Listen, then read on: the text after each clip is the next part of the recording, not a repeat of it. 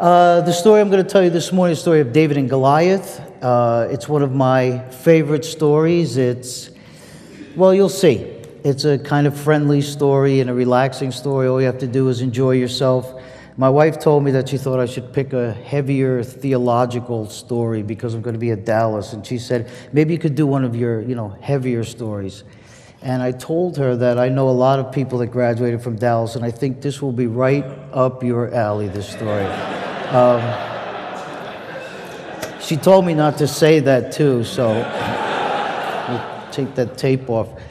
This story is called Me and the Big Boy, and it's the story of David and Goliath.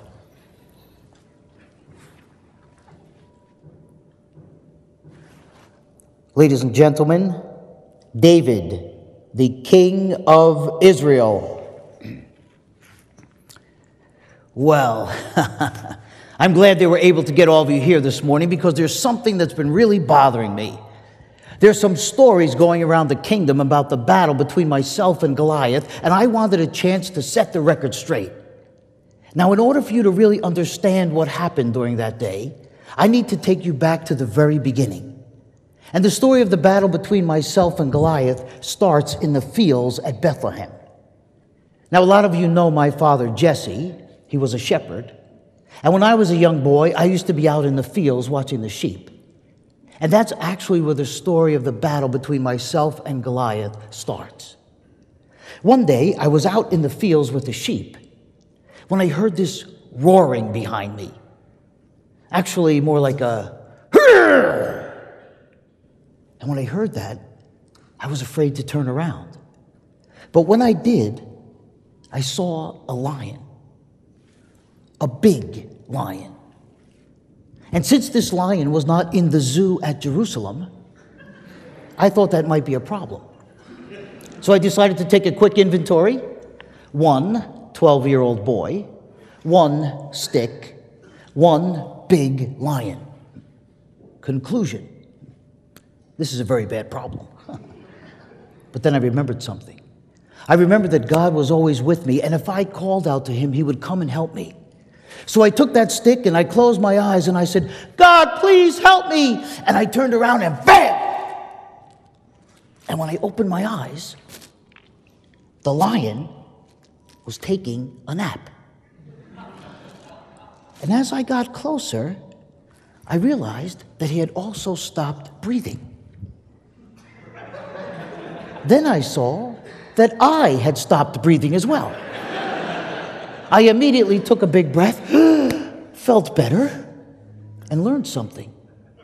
I knew that God was with me, but now I knew if I called out to him, he would come and help me. And that was the first time God responded to my call. The second time was very similar to the first. I was out in the fields at Bethlehem again when I hear this behind me. This time when I turned around, it was a bear, rather large bear, who was trying to frighten me with his growling. He succeeded. But I wasn't as scared as the first time because I knew that if I called out, God would come and help me. So I took that stick and I closed my eyes and I said, God, please help me. And I turned around and bam! And when I opened my eyes, the bear was taking a nap. And like the lion, he had also stopped breathing. And it was then I realized something, that it didn't matter who was coming to frighten me or what was bothering me. If I called out to God, he would come and help me. That was just a few years later that I was out in the fields again. You know, Bethlehem is a very small town and there's not much to do. When my father, Jesse, came to see me. It seems that Saul, the Saul who was the king before me, that Saul, he had been experiencing a drop in popularity at the polls. And in order to boost his ratings, he decided he was going to take the entire army of Israel on a camping trip. Now, the place he chose for that was called Ephes Damim, which loosely translated means a really cool camping place. The only problem was, had Saul checked with his travel agent, he would have realized the place was already booked. It seemed the Philistines wanted to camp there as well. And that's how the whole Goliath story started. My dad told me that he wanted me to go down to the camp and see how my brothers were doing. And he gave me a large block of cheese and a bag of cereal and sent me down to camp. Made my way down there, and when I got there, I found the camp director, gave him the food, and said, "Sir, would you happen to know where my brothers might be?" "Jesse's kids? They have one of the best spots. They're way down by the front." I walked down to go find my brothers, and when I got there, we started talking about, nothing. Mom and Dad and everything happening at home. When all of a sudden, in the middle of our conversation, all the campers around me started to yell, "It's him! Look, it's him!"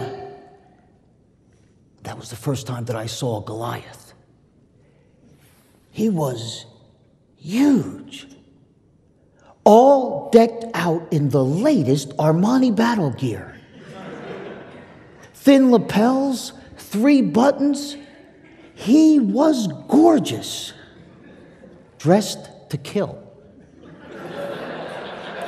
Bronze helmet, bronze breastplate, bronze shin guards, which led to his nickname, Bronzy, which has led some people to speculate that he might have been Italian. Absolutely untrue. He was a Philistine all the way. He steps out in the center of the 2 armies. Now, in Hebrew, they called him the Ish HaBenyim, which literally means the man in the middle. By the way, this is where we get that saying from. Let's cut out the middleman. Comes from this.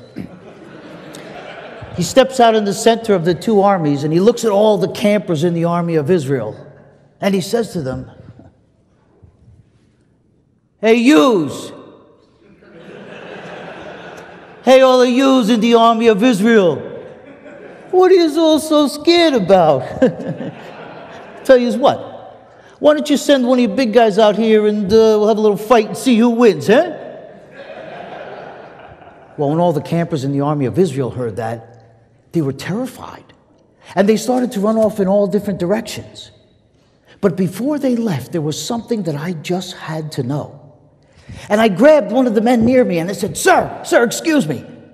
Would you happen to know, is there any kind of a prize for a man who can kill that giant?" And the man said to me, "There are 3 things that will be given to the man who can kill that giant. The first, he will receive a large amount of cash ola." Wow, that was a great start.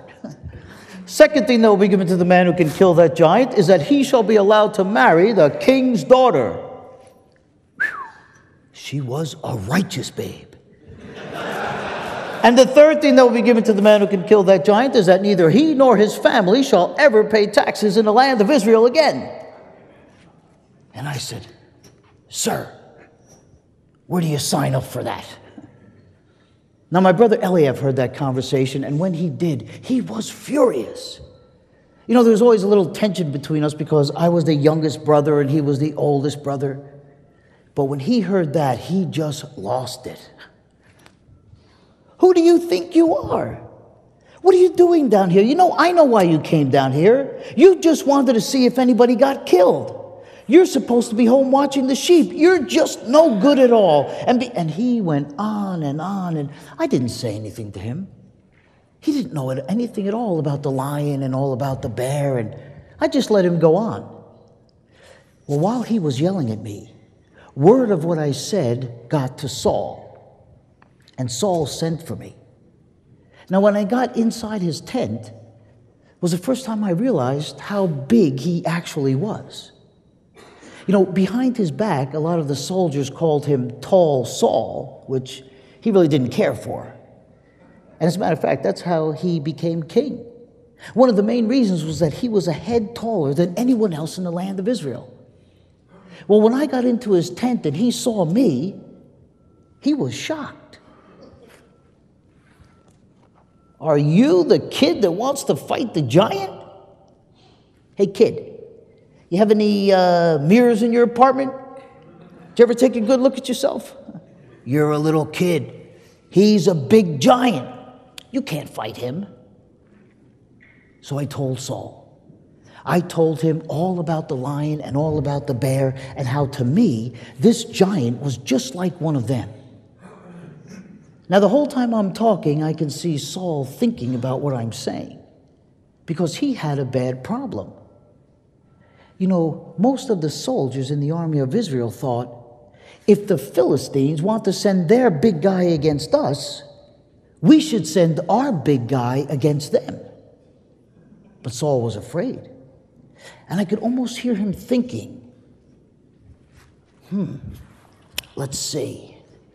This little kid wants to fight that big giant. What's the worst thing that could happen?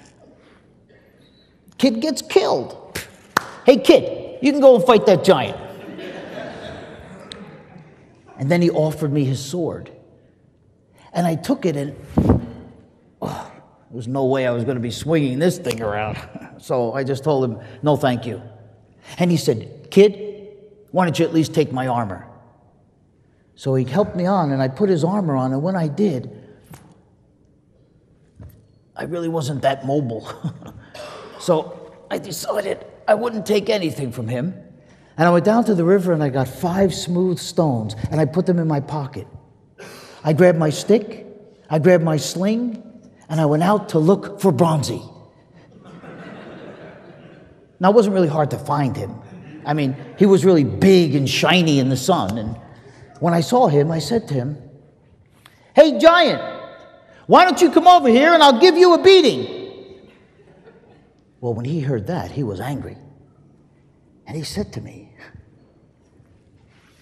yous are going to give me a beating?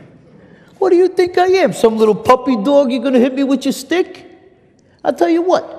Why don't you come over here and I'll give you a beating? And when I finish beating you, I'm going to mash you into a little bird feeder. And then he called me some bad names. Now, as far as I'm concerned, there's never an excuse for bad language. So when I heard him say that, I said, giant, I want you to come over here, and when you do, I'm going to give you a beating. And when I do, the entire world will know that there is a God in Israel. Well, that was the end for him. He was furious. And he started to run towards me, and he was so big, I'm telling you, I could feel the ground shake. And he was so sure that he was going to beat me that he never took his sword out. Now, that was bad. But I'll tell you the big mistake he made.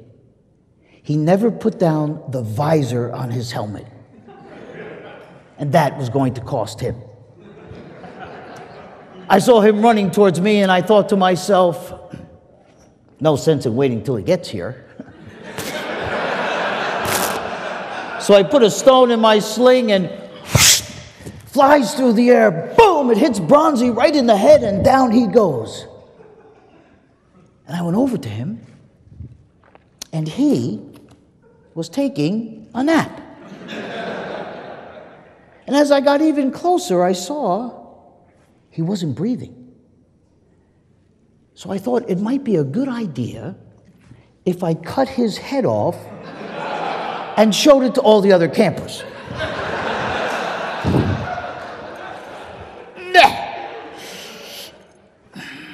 So I picked, and I showed it to all of his friends.